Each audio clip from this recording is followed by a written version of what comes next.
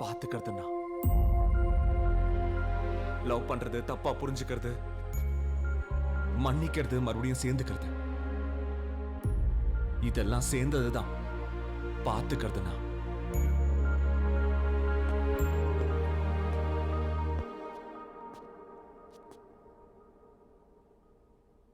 இப்ப என்னால என்ன செய்ய முடியும்? உன்னை கல்யாணம் பண்ணிக்கிட்டு வாழ்க்கை முழுக்க சந்தோஷமா பாத்துக்கிறது தவிர உனக்கு யார் மேல கோவம்?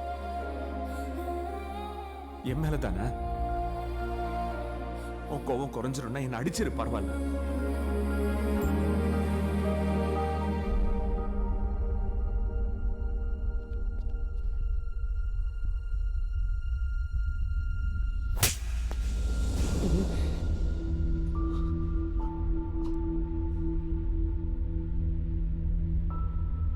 அவ்வளவுதான்.